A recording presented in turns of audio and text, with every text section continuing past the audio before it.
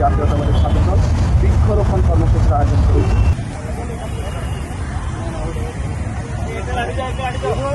এই কর্মসূচিতে আমরা অনেকগুলো ট্রি প্ল্যান করেছি। সেখানে আমাদের শহীদ আবু সাইদ, আমাদের ছাত্রদলের বীর শহীদ ওয়াসিম এবং আমাদের মুগ্ধ যে আইকনিক শহীদ আছে, সেই আইকনিক শহীদের নামে আমরা ট্রি প্ল্যান করেছি।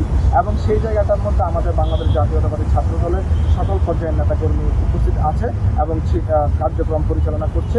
এবং আমরা মাননীয় প্রধানমন্ত্রী জনাব তারেক রহমানের যেই দূরদর্শী চিন্তা, আগামী বাংলাদেশকে বাসযোগ্য করে গড়ে তোলার জন্য, পরিবেশের ভারসাম্য ঠিক রাখার জন্য, সুন্দর সমৃদ্ধ বাংলাদেশ বিনির্মাণের জন্য 25 কোটি বৃক্ষরোপণের কর্মসূচি হাতে নিয়েছে। আমরা সেই কর্মসূচির একটা অংশ হিসেবে আমরা আজকে সেই কার্যক্রমটাও করছি।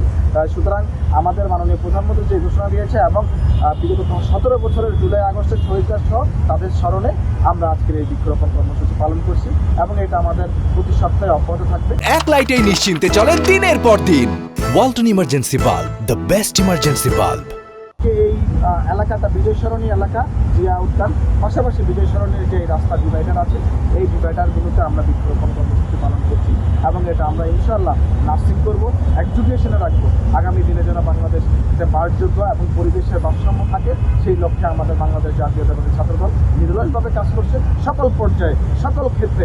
এবং আগামী দিনে বাংলাদেশ যেন সুন্দর হয় এবং আগামী প্রজন্মের কাছে যেন একটা পরিবেশের ভারসাম্য পাওয়া যায়, সেই কারণে আমরা দৃঢ় প্রতিজ্ঞাবদ্ধ এবং আমরা এই কার্যক্রমগুলো নিয়মিতভাবেই পরিচালনা করছি এবং করে যাবে ইনশাআল্লাহ। আমাদের এই বৃক্ষরোপণ কর্মসূচি অব্যাহত থাকবে।